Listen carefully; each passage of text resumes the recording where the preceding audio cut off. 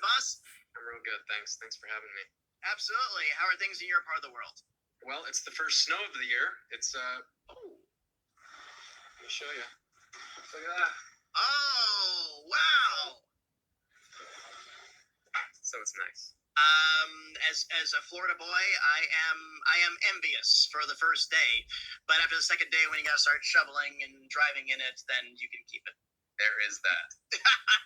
Indeed. Gotta take like moment to moment, you know? Especially in these interesting times, as we all know of. But absolutely, welcome to the show, boss. So good to have you. Thank you.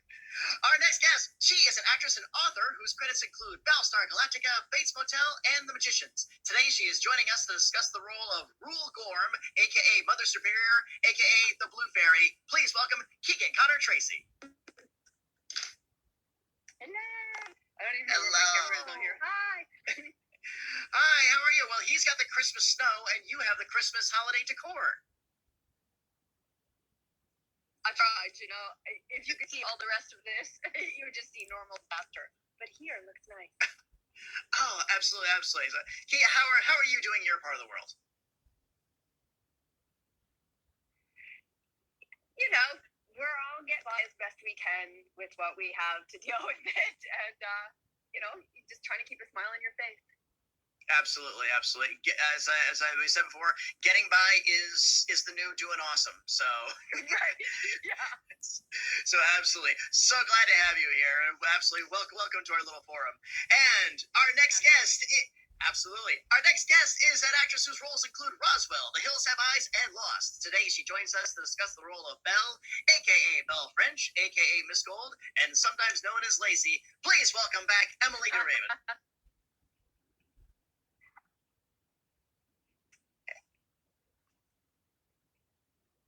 Hey!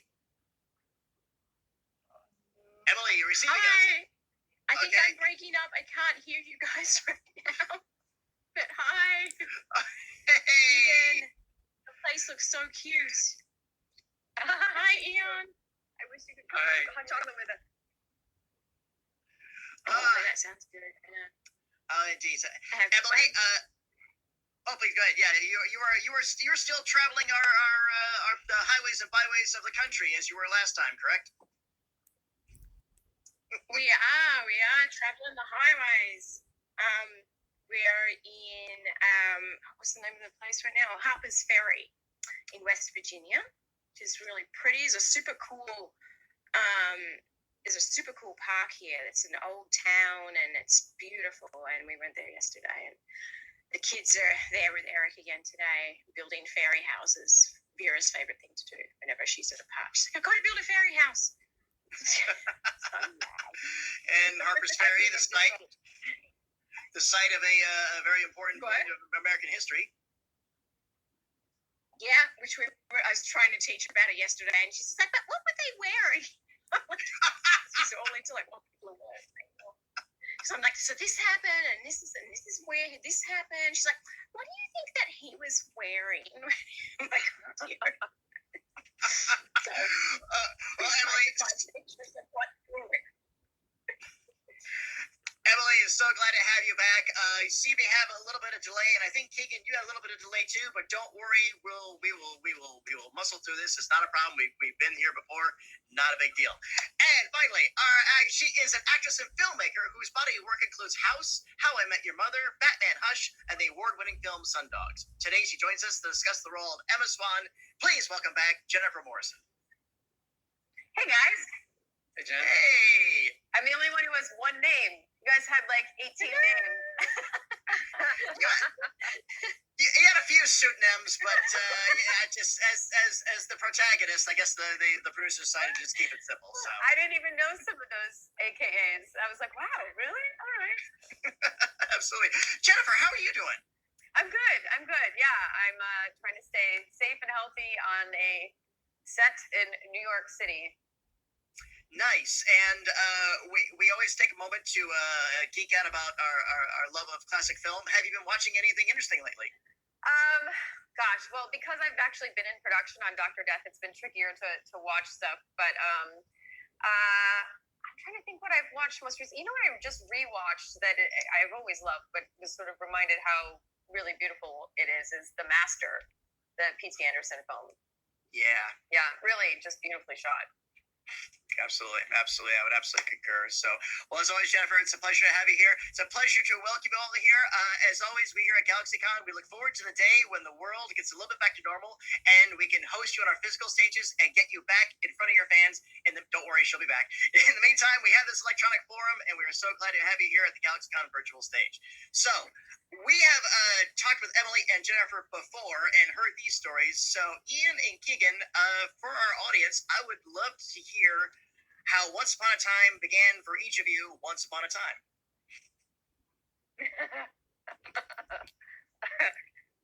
It began. I just always laugh at that because I had a new baby, so I was like, I don't know. I don't remember at all. Some people will tell me, like, we saw you at the audition and you had a baby in a carriage, and right before you went in, you just handed me keys. It's like, just shake them in front of her. I'll be out 5 minutes. Like, that's what I remember of my, That's a lot of faith in other actors to watch you. I'm not sure I had that faith. Well, what's my motivation for the Somebody- keys?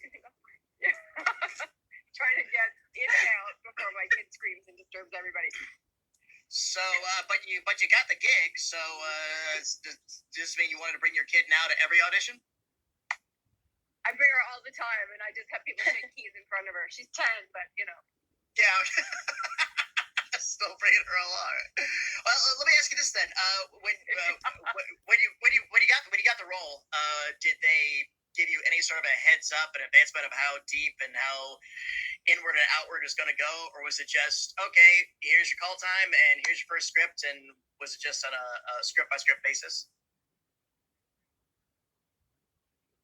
Well, I was in a position than say Emily or Jen because I was recurring, and really when the pilot came about, I had the scene where I sort of floated in, and we had the war room, and nobody knew really anywhere that it was going to go. But Eduardo said to me, "Bring your daughter, she's my older girl, bring her to the wedding scene. It's going to be fantastic." And I was like, "Okay." So we get dressed up and we go. And as soon as I saw that, I was like, "Oh." Like, it was like a light bulb for what this could be and what it in fact became.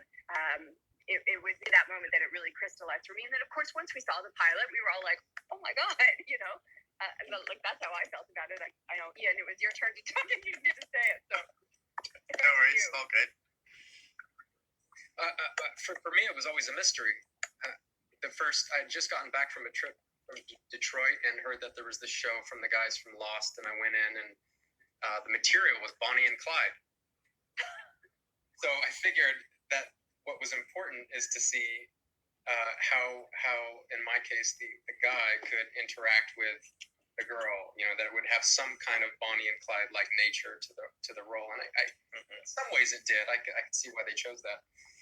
And then when I got the offer, and then I hadn't seen the show, and a couple episodes had been filmed, but it hadn't aired yet. So I asked Disney if I could go over there and see it. So they set up a screening room, and I watched the first 3.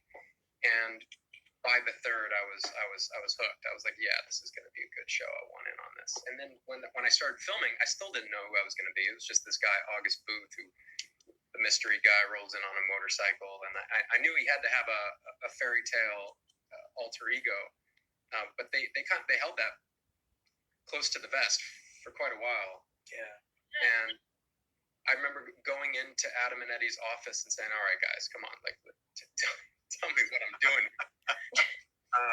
And then they eventually did. They kind of just said, "Talk to us, tell us all kinds of things." And I think I just told them about my life.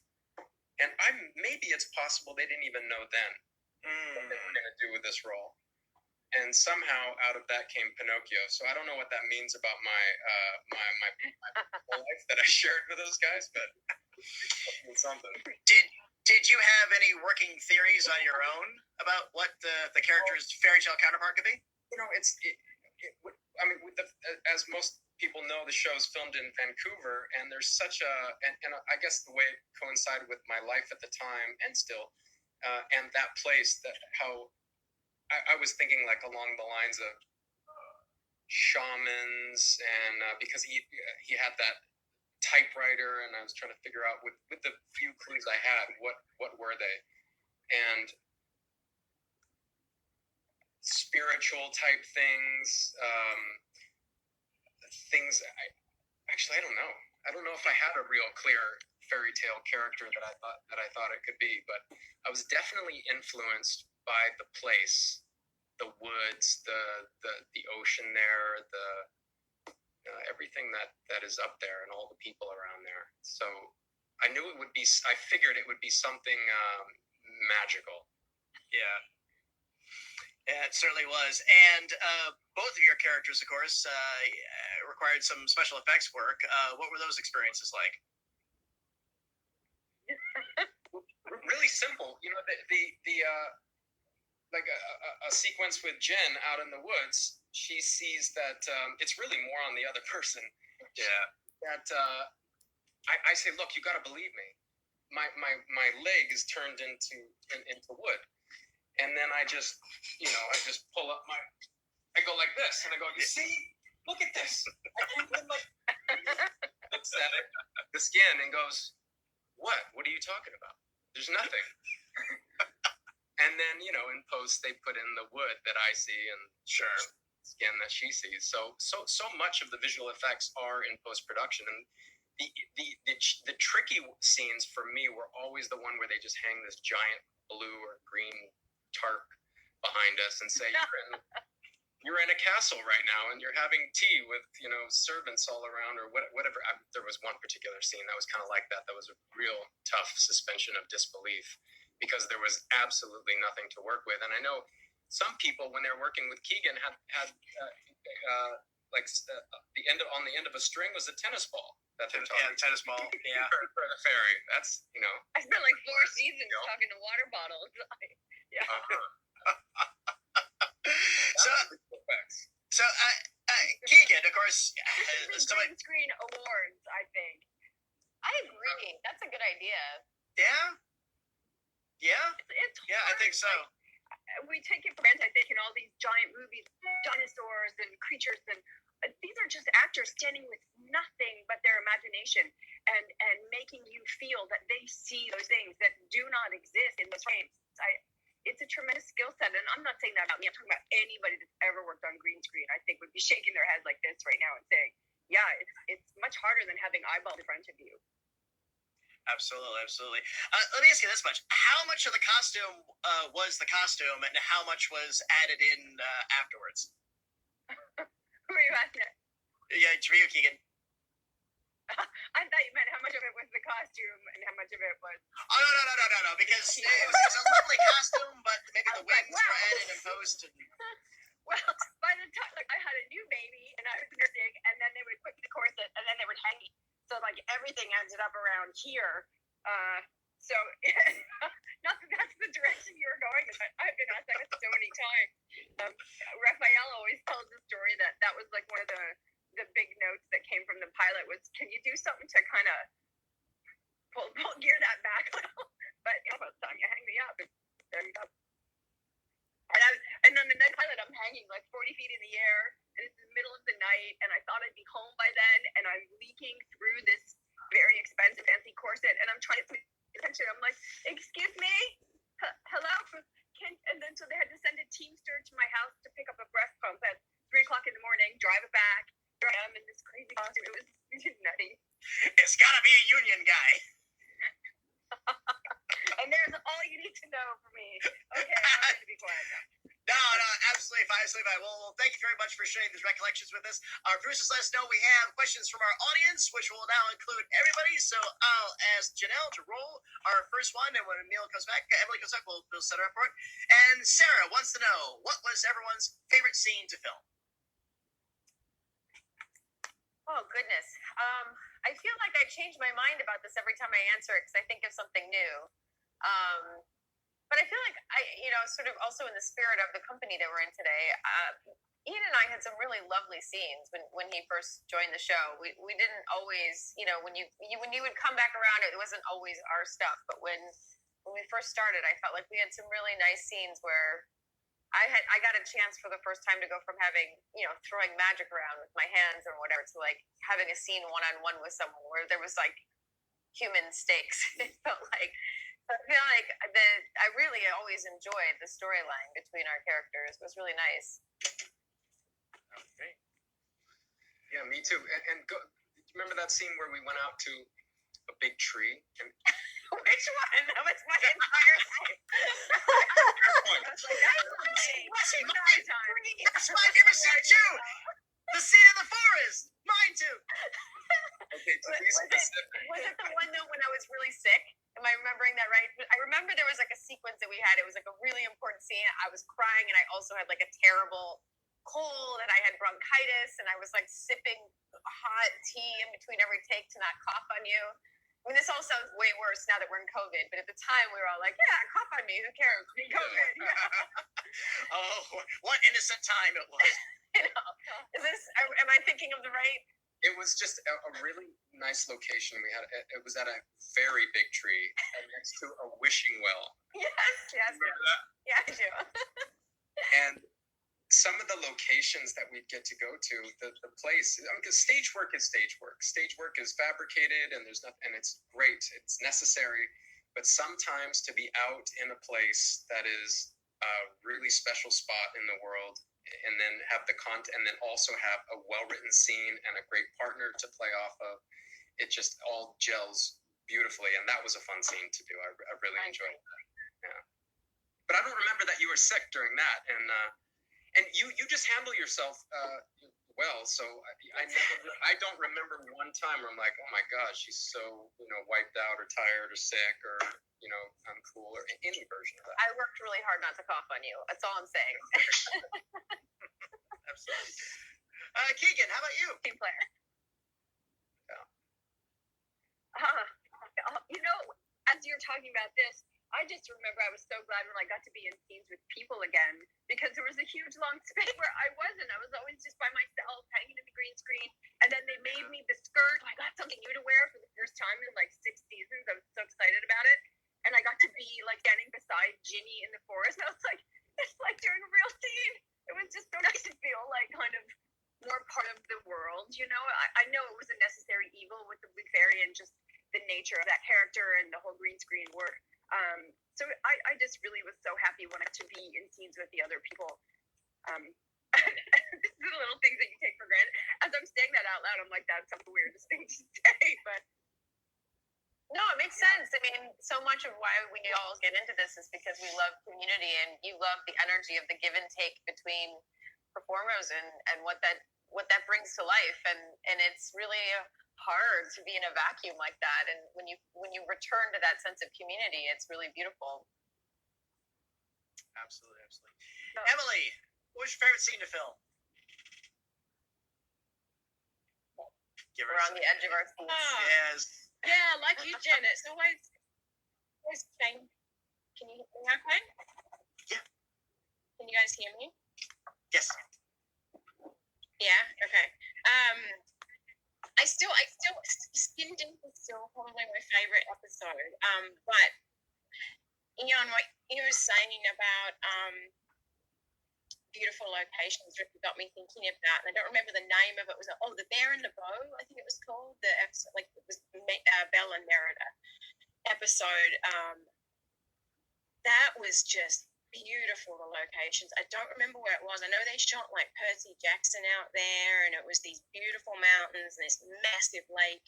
We're out on the boat in the lake, and that was a really fun episode. And the scenes in that little boat, which I can't row for crap. I'm terrible with an oar. I have zero practice, and it was fun though. It was so fun, and Amy's so awesome. I had a really good time on that episode in general, actually.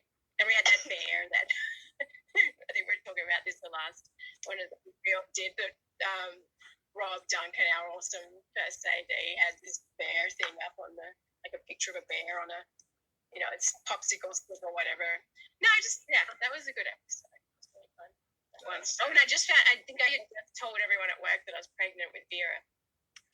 And I was so obsessed with being able to say something because I remember wardrobe kept being like, oh, is it a bit tight on the I'm like, not fine. And anyway, that velvet dress on that you can see everything. So it was nice to be able to say, yeah, baby in there. Fantastic. Thank you. Great question to start us off with. What do we have next? From Nikki, what was your biggest blooper on the set? I mean, it always goes back to that freaking coconut for me. There was always something going on with the magical coconut spirit trapper, whatever that was called. I mean, there's The Monty Python. exactly. I mean, there's endless bloopers. Oh, and also when I couldn't blow out the candle, I don't know what that was. I mean, that star candle is like, there's like a weird swoop to it, and I just couldn't. We have like 20 or 30 attempts at me blowing out that candle and it not doing anything. It's like, I swear, guys, I can breathe. I'm not dying. No, Oh, why? Ian, what can you recall? Good one? Well, the pregnancy thing Keegan was just talking about, and Emily, there was this actor, he played Rumpel's son. I'm blanking on his name at the moment. Jen, you know that guy. What's his Michael name? Raymond James? Yes, him. Yeah. We were in a scene together, and his wife was pregnant, and she was in labor, Yeah. and she was about to give birth. Oh, yes. Oh, yes. In between takes, he would run to the phone and call and get an update and be like, we're talking about like the dilation, how many centimeters it was. And he was freaking out, and then he would pull it in and ring and be really good in the scene, and then lose his shit again and go call her and be like, where are we? How are we? What's the deal? And then she gave birth during our scene, and he and I finished, and I went back to his hotel room, and we drank a bottle of vodka and celebrated his wife's the father for the first time. That's amazing. It was good. I remember that. Nice. Very nice. Keegan, how about you? I think always it was stuff in the rig, and I had that big skirt with all the tendrils, sort of like jellyfish dress, a lot of people call it. And I was trying to do the scene where I had to dive down from way the top of the rafters and do like a head first dive down, and just trying to find the pick point on your harness, and trying to, and then just going ass over tea kettle, like tendrils and underwear and legs and just upside down. Fair. And Emily, bring us home on this one. I was just thinking about was it called the Yawagwai? I think this is the name of the episode actually, and it was one of those. Well, it's a word, it's not a real word. I don't think it's a real word or a real thing. I don't think. Anyway, I had to say Yawagwai. I hope I'm saying it right now.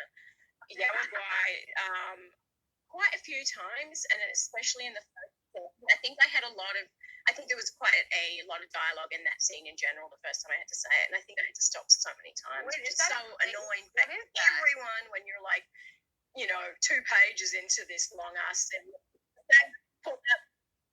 What? I was just saying, what? I don't remember Please, that Frankie, word. I'm sorry, I'm so delayed. No, you're good. It's okay, never mind. Well, maybe it's the wrong one. I think it's Yawagwai, that thing that Bring him on. You're that right, little warrior outfit thing on it. Yeah. If anyone in our chat room knows, let our producers know. Anyway, that was bad. And then I don't know. It's all good. It's all good. That would probably be the most funny. Right on. Nike, thank you. That was a fun one. And from Larissa, what were your favorite outfits to wear in the show? Clearly, this is not a question for me. Yeah. Well, I've never seen someone so excited to like wear a nun outfit, because you were just so excited to get out of the poofy blue thing that you're like, isn't this amazing? And I was like, I mean, I don't know. Is it amazing? I guess it's amazing. No, I don't feel like I ever said that. Every time I had to get it done, I was like so mortally depressed by it. This thing on the What about our new outfit? I mean, But obviously, I was excited when I got the skirt and the little bolero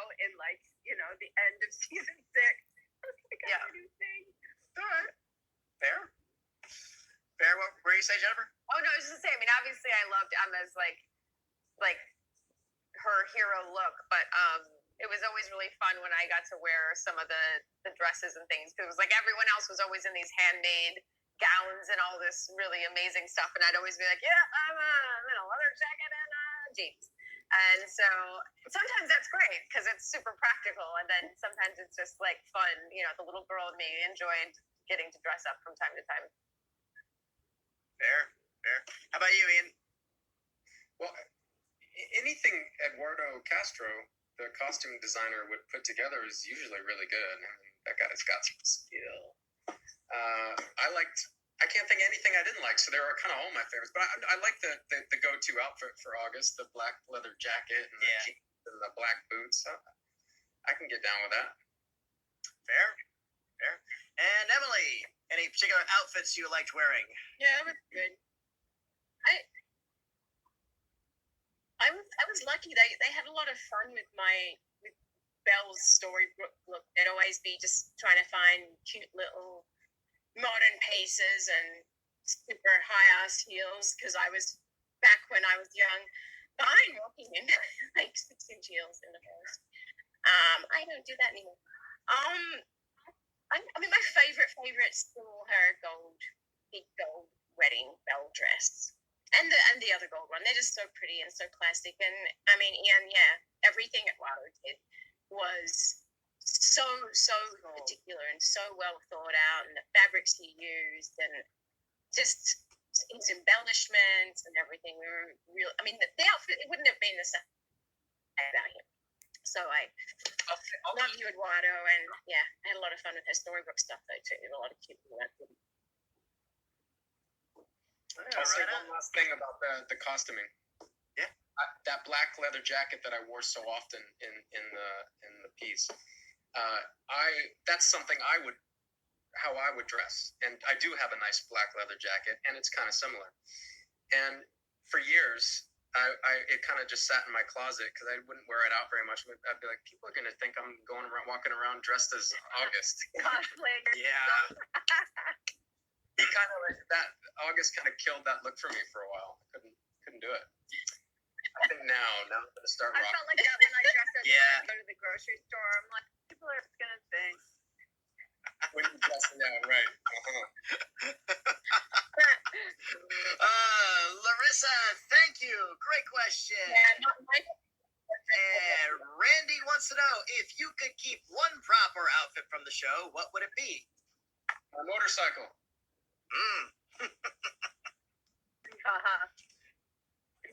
Absolutely fair. That's a good one. That's a good one. I would give it an overhaul, but I would take the yellow bug. It definitely needs some transmission attention, but I would take it.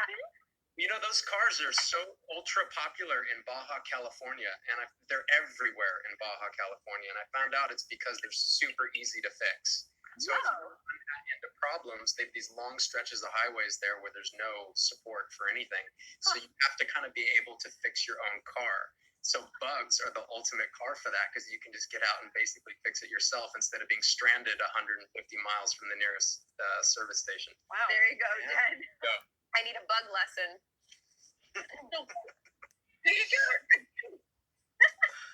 I do occasionally. I'll see yellow bugs with a dark swan license plate. Like there's one in LA for sure that I see all the time. Wow. Nice. Keegan, how about you? Hold on. Oh, she took something. We're gonna see it.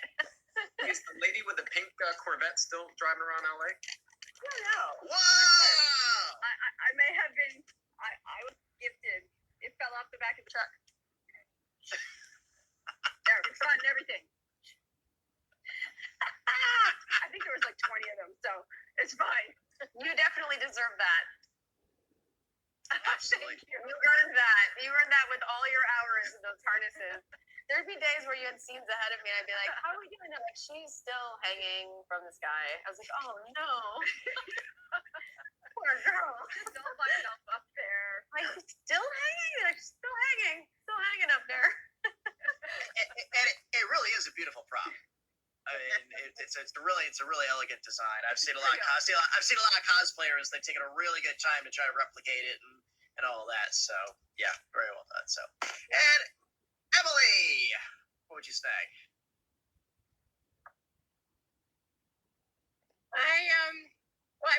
I'm lucky. I have, as I told you guys last time, I think I have the the big gold, yellowy gold, lemony gold dress. Yeah. And a teacup. But I was just thinking, add to the collection, I think it was only in one episode, maybe two, the rose in the glass presentation thing, jar thing. That would be very special to have. That would be cool. I would like that. And a dagger, just because the daggers were really cool. Yeah, absolutely. We see a lot of daggers at the time. Put on the wall or something. Jane, you have a dagger, don't you? Somewhere. It's missing in my house somewhere, but it's there somewhere. Fair. Randy, thank you very much. Great question. Ask Bobby. And here's one from Kim, who wants to know who was the biggest prankster on the set. I don't know. I feel like I never know the answer to this question. It makes me realize I must be a really serious person. Like, I must be serious because I never know who the prankster is. Didn't Lana and Rumple have a whole thing going on with one-upsmanship as they would go off the set? They tell me stories in like season 4 or so that they would try and get each other to break like on their really? Yeah, and mooning, the whole thing, like pants down, I missed that. fun stuff. I was unaware. Stories? No. Like I said, I think I'm unaware really that serious. Let me go. Just I find though, here's the thing. The truth is, we get asked questions like this a lot. Yeah. And the real truth on a television set is we have so much work to accomplish in a day, and we never have enough time to do all the things that need to be done. And so there is this sort of like, we got to keep going, we got to keep going, we got to keep going. Like we're behind, we're late. It's like literally from the first hour in the morning, you're behind. And you have to shoot so many pages in a day. And a show like Once Upon a Time especially requires so much coverage to be able to sell all the magical bits. And, there's just so much that goes into the technical creation of something like that it is tricky because as professionals, none of us want to be the ones who hold up the set. None of us want to be the ones who like cause a scene to not work or cost us more time because, a reset on a scene that has a bunch of magical elements can be a big reset, and you're